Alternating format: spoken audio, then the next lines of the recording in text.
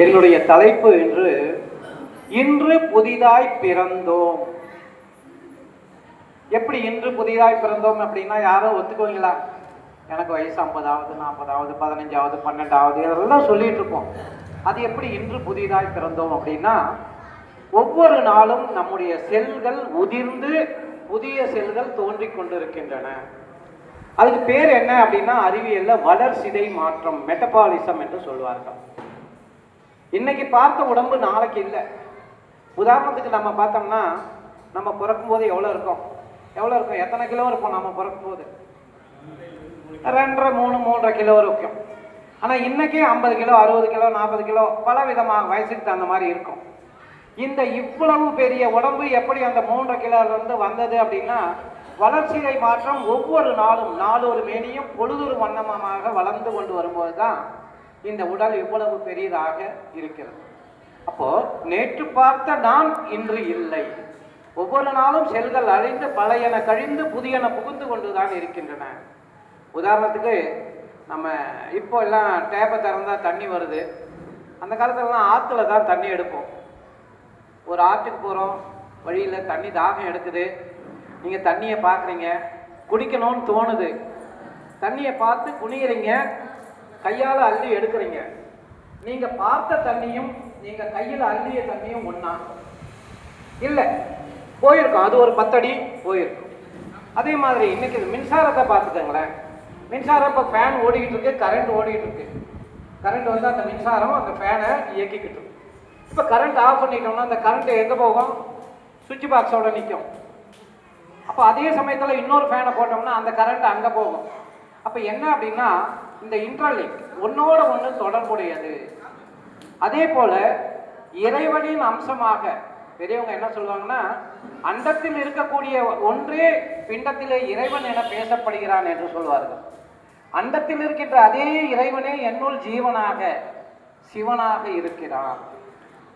அப்போ அப்படிப்பட்ட அந்த ஆன்மாவை பற்றி தெரிந்து கொள்ளக்கூடிய ஒரு ஆன்மீகம் தான் இன்னைக்கு நாம பேச போறோம். இன்று புதிதாய் பிறந்தோம் என்று சொல்லிவிட்டோம், செல்கள் மாறுகின்றன என்று சொல்லிவிட்டோம்.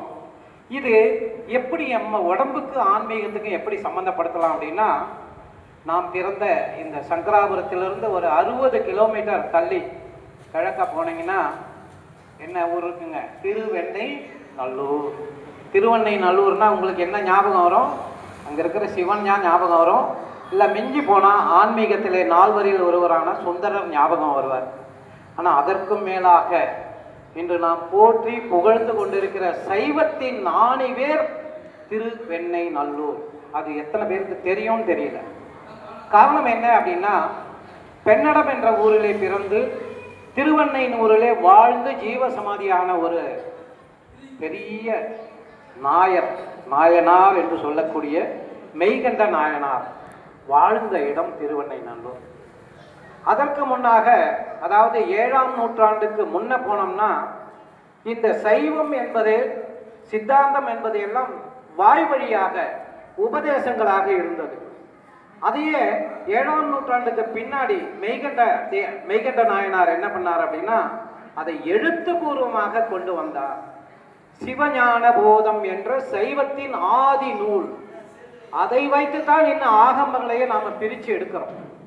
அப்பேற்பட்ட அருமையான இந்த பூமியிலே பிறந்த நாம் ஆன்மீகத்தை சற்றேனும் தெரிந்து கொள்வதுதான் சிறப்பு என்ற நிலையில இன்று நாம் பேசிக்கொண்டிருக்கிறோம்.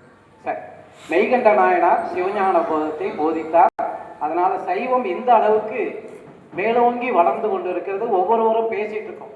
ஆனா அந்த சைவ சித்தாந்தத்திலே சொல்லக்கூடிய முக்கியமான தத்துவங்கள் 96 என்று சொல்வார்கள். சைவ சித்தாந்தம் படிச்சவங்களுக்கு தெரியும்.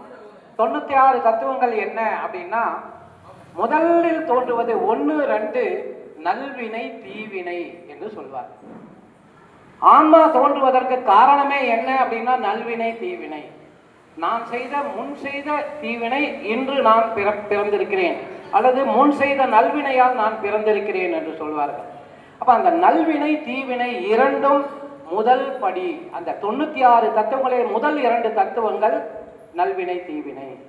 அப்போ இடையில் உள்ள தத்துவங்களை பின்னாடி பார்க்கலாம். 96வது தத்துவம் என்ற அறிவு என்ன அப்படின்னா, அறிவை பற்றிய விளக்கம் தான் அந்த 96வது தத்துவம். அப்போ இடையில் உள்ள 93 தத்துவங்கள் எதை சொல்லுது அப்படின்னா, சக்கரங்கள், உடலில் உள்ள மையங்கள், தச நாடிகள், தச வாயுக்கள், ஞானேந்திரியங்கள், கர்மேந்திரியங்கள், மன விகாரங்கள், இப்படி அடுக்கி அடுக்கி அடுக்கி கொண்டு போய் அதை ஒரு தேர் போல ஆக்கி சைவ சித்தாந்தத்தில் 96 தத்துவங்களை அவர்கள் கொடுத்திருக்கிறார். இப்போ நம்ம இந்த 96 தத்துவங்களை நினைவில் கொள்ள வேண்டிய அவசியம் இப்ப இல்லை. எதை நம்ம பார்க்கலாம் அப்படின்னும் போது, முதலில் இருக்கிற நல்வினை, திருவள்ளுவர் சொல்வது போல இருள் சேர் இருவினை என்று சொல்வார். பழவினை புதுவினை, சஞ்சித பிராரப்த ஆகாமிய கர்மங்கள். சஞ்சிதம் என்பது பழவினை, புதுவினை என்பது என்னன்னா ஆகாமியம் பிராரப்தம். இந்த 2 கர்மங்களும் சேர்ந்துதான் நான் வந்திருக்கிறேன்.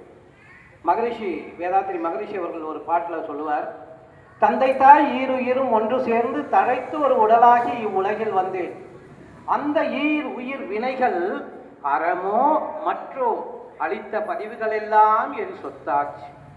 இந்த அரும் பிறவியில் முன்வினை அறுத்து எல்லையில்லா மெய்ப்பொருளை அடைவதற்கு வந்த ஒரு குரு உயிரின் சேர்க்கை வணங்கி குரு திருவடி வாழ்த்தி வாழ்வோம் என்று சொல்வார். அப்போ அம்மா அப்பா கிட்ட இருந்து எடுத்து வந்த அந்த சஞ்சித பிராரப்த ஆகாமிய கர்மங்கள் இன்று நம்மை வழி நடத்தி கொண்டிருக்கின்றன. அப்போ இந்த 96 தத்துவங்கள்ல இடையில் உள்ள 93 தத்துவங்கள் எதை பற்றி சொல்லுதுன்னா, இந்த அகங்காரம் என்ற ஒன்றைத்தான் சொல்லுகிறது. அப்ப அந்த அகங்காரங்களை எல்லாம் நாம் எப்படி போக்க வேண்டும் என்பதுதான் மனித வாழ்வின் முக்கியமான குறிக்கோள். இந்த 93 தத்துவங்கள் என்ன அப்படின்னு பார்த்தோம்னா, ஆதாரம் 6 ஆதாரங்கள் தெரியும் உங்களுக்கு, நிறைய பேருக்கு தெரிஞ்சிருக்கலாம். மூலாதாரம், சுவாதிஷ்டானம், மணிப்பூரகம், அநாதகம், விசுத்து, ஆக்னா, துரியம் என்ற 6 ஆதாரங்கள். அதற்கு மேலே வருகிறது தச வாயுக்கள். அது பேரெல்லாம் சொன்னா நமக்கு இன்னைக்கு பூர்த்தி ஆகாது.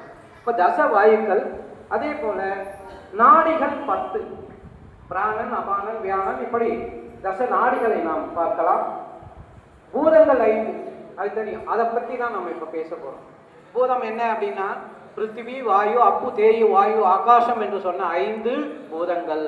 இந்த 5 பூதங்கள் என்ன? நிலம், நீர், நெருப்பு, காற்று, விண் என்ற ஆகாயம்.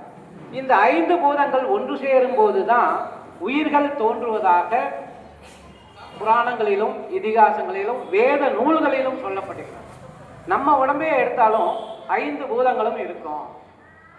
நிலமும் நீரும் நெருப்பும் காற்றும் உயிரும் இணைந்த இந்த 5 பூதங்களாலான இந்த உடல், அடுத்தது என்ன அப்படின்னா, உடல் மட்டும் இருந்தா போதாது, அதை இயக்கி கொண்டிருக்கின்ற உயிர், அதைத்தான் நாம் இறைவன் அல்லது அறிவு என்று சொல்கிறோம்.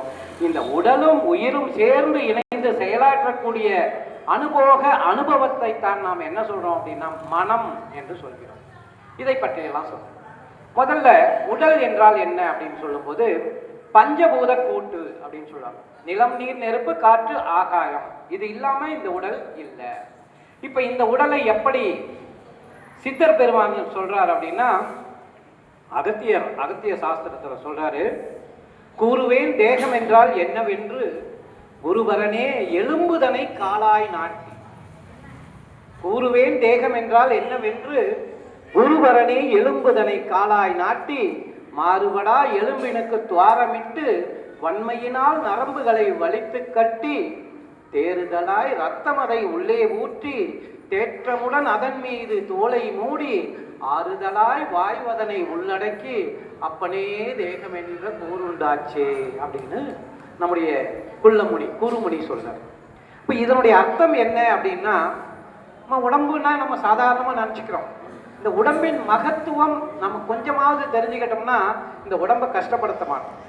இன்னைக்கு கூட மனவளக்கலையில் பயிற்சிக்கு போகிறோன்னா, இவெல்லாம் எக்ஸசைஸ் பண்ணி 100 வயசு வாழ்ந்து என்ன பண்ண போகிறோம் அப்படிதான் கேட்குறாங்க. 100 வயது வாழ்வதல்ல வாழ்க்கை. இன்று வாழும்போது மற்றவங்களுக்கு தொந்தரவு கொடுக்காம என்னுடைய வேலையை நானே செய்து கொண்டிருக்கிறேனா என்பதுதான் வாழ்க்கை. யாருக்கும் தொந்தரவு கொடுக்காத ஒரு வாழ்க்கையை வாழ்வதற்கென்றால் இந்த உடலும் உடலில் உள்ள எல்லா உறுப்புகளும் சரியாக இருக்கணும்ன்றதுக்காக தான் உடற்பயிற்சிகளை நாம் செய்கிறோம். இப்போ உதாரணத்துக்கு எடுத்துக்கிறோம், நம்ம உடம்புல எத்தனை எலும்பு இருக்கு? எலும்பு, போன், எத்தனை எலும்பு இருக்கு சொல்லலாம். யாராவது ஸ்கூல் படிக்கிறவங்க சொல்லலாம். எத்தனை எலும்பு சொல்லுங்கம்மா? 206. பொதுவாக 206. ஆனா இங்க உட்கார்ந்து இருக்கிற ஒருத்தருக்கு ஒண்ணு அதிகம், பெண்களுக்கு ஒண்ணு அதிகம், 207. பெண்கள் சிறப்பானவர்கள், இதிலே புரிஞ்சுக்கலாம். ஆண்களை விட பெண்கள் சிறப்பானவர்கள் என்று வேதாத்திரி மகரிஷி சொல்ல காரணமே என்ன? கர்ப்பப்பை மற்றும் ஒரு எலும்பு கூடுதல். 207 எலும்புகள். நம்ம உடம்புல எத்தனை நரம்புகள் இருக்கு? சிதம்பரம் போனவங்களுக்கு இது நல்லா தெரியும். 72,000 நரம்புகள், கணக்கே போட முடியாது. சித்தர்கள் கண்டுபிடிச்சிருக்காங்க 72,000 நரம்புகள். தசைகள் எத்தனை இருக்கு? தசை 630 தசைகள். எலும்பு இணைப்பு எத்தனை இருக்கு? 360. எத்தனை லிட்டர் ரத்தம் இருக்கு? 5 ல இருந்து 6 லிட்டர். எத்தனை மீட்டர் தோல் இருக்கு? ஒரு 10 ஸ்கொயர் மீட்டர் இருக்கு தோல். 2.5 ஸ்கொயர் மீட்டர், 10 சதுரடி தோல். அப்போ இதனால் ஆன இந்த உடல் ஆரோக்கியமாக இருக்கணும் அப்படின்னா எப்படி இருக்கணும்? உயிர் நல்லா இருந்தாதான். அதனாலதான் திருமூலர் சொல்றாரு, உடம்பை வளர்க்கும் உபாயம் அறிந்தே உடம்பை வளர்த்தேன் உயிர் வளர்த்தேனே அப்படின்றார். இந்த உடல் நல்லா இருந்தாதான் உயிர் நல்லா இருக்கும். உயிர் என்பது என்ன? ஆரம்பத்திலே சொன்னேன், உயிர் என்பது இறைவன் இல்லைங்களா? நீங்க எதை கேட்டாலும் கொடுப்பீங்க, உயிரை மட்டும் கொடுக்க மாட்டோம் இல்லைங்களா? சினிமாவில் கிளைமேக்ஸில் பார்க்குறோம், வில்லன் சுட வரும்போது கதாநாயகன்கிட்ட சொல்லுவான், எல்லாத்தையும் வேணா எடுத்துக்கோ, என்ன உயிரோட மட்டும் விட்டுரு. அப்போ நம்ம உடலில் உள்ள உயர்ந்த வஸ்து எது அப்படின்னா இறைவன் நம்முள் தங்கி இருக்கக்கூடிய அந்த ஆன்மா என்ற ஒன்றுதான். அதை பற்றி ஞானம் பெறுவதுதான் ஆன்மீகம். அந்த அளவுக்கு இந்த உடலை நாம பார்க்கிறோம். உடலினுடைய மதிப்பு என்ன அப்படின்றத தெரிஞ்சுக்கலாமா? உதாரணத்துக்கு ஒரு பல்லு எடுக்கிறீங்க, பல்லோட காஸ்ட் என்ன? டாக்டருக்கு எவ்வளோ ஃபீஸ் கொடுக்கணும்? ஒரு பல்லு எடுத்தா சொத்தை ஆயிடுச்சு, அதாவது விழுந்துருச்சு, பல்லு எடுக்கணும்னா எவ்வளோ ஆகுதுமா? அப்ராக்சிமேட்டா சொல்லுங்க. 500, கிளினிக்கு 500 ரூபாய் வாங்குறாங்க. ஒரு 5000 ரூபான்னு வச்சுக்கோங்க. பல்லு கட்டுறதுக்கு எவ்வளோ ஆகும்? இப்போ என்னுடைய நண்பர் ஒருத்தர் பல்லு கட்டினாரு, 4 பல்லு. அதை கட்டுறதுக்கு 1.25 லட்சம். 1.25 லட்சம் 4 பல்லு கட்டுறதுக்கு. செராமிக். நம்மகிட்ட எத்தனை பல்லு இருக்கு? 32. 32 டிவைடட் பை 8 இன்ட்டு 1.25 லட்சம் போட்டுக்கோங்க, எவ்வளோ வருதுன்னு பாருங்க. ஒரு அமௌண்ட் வருது. ரத்தம் 1 லிட்டர், 1 யூனிட் எவ்வளோ? ரத்தம் 1 யூனிட் எவ்வளவு? 300 ரூபாயா? 3000. ஆனா 3000 கொடுத்தா அதை உங்க உடம்புல ஏற்ற மாட்டாங்க. ஹாஸ்பிட்டலுக்கு போனவங்களுக்கு தெரியும். அது வந்து கிராஸ் மேட்சிங் பண்ணுவாங்க. அது எவ்வளவு அப்படின்னா 5000 ரூபாய். ஒரு கிராஸ் மேட்சிங் ஹாஸ்பிட்டலை பொறுத்தது. சாதாரண ஹாஸ்பிட்டல்ல கிராஸ் மேட்சிங் 5000. அப்போ 1 யூனிட் 400 மில்லி ரத்தம் எவ்வளவு அப்படின்னா 5 + 3 8000 ரூபாய். நம்ம உடம்புல எவ்வளவு இருக்கு ரத்தம்? 5 லிட்டரே வச்சுக்கோங்க. 5 லிட்டருக்கு எவ்வளோ ஆச்சு? 40,000 ரூபாய்.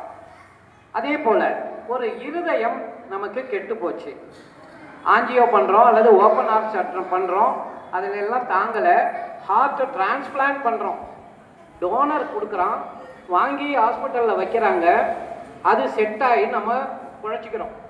டாக்டர் எவ்வளோ பில் பண்ணுவாங்கன்னு நினைக்கிறீங்க? லட்சக்கணக்கு. ஹாஸ்பிட்டலை பொறுத்து, அந்த ரத்த அளவை பொறுத்து, அந்த இதய துடிப்பு எப்படி இருக்குன்றதை பொறுத்து லட்சக்கணக்கில். அதே போல நுரையீரல். இப்படி இந்த உடலில் இருக்கக்கூடிய அத்தனை உறுப்புகளும் கணக்கு போட்டா அப்ராக்சிமேட்டா எவ்வளவு வருதுன்னா 4 கோடி. எவ்வளவுங்க? 4 கோடி. இன்னைக்கு யாராவது சொல்லுமா நம்ம ஏழைன்னு? நான் 4 கோடிக்கு அதிபதி. என்னுடைய சொத்தெல்லாம் விட்டுருங்க, நான் யாரு? கோடீஸ்வரன். ஆனா இந்த கோடி எப்படி வந்தது? ஃப்ரீயா வந்தது. யார் கொடுத்தது? இறைவன் கொடுத்த இந்த உடல். இந்த உடல்ல கையோ காலோ நீங்க பண்ணீங்களா? இல்ல.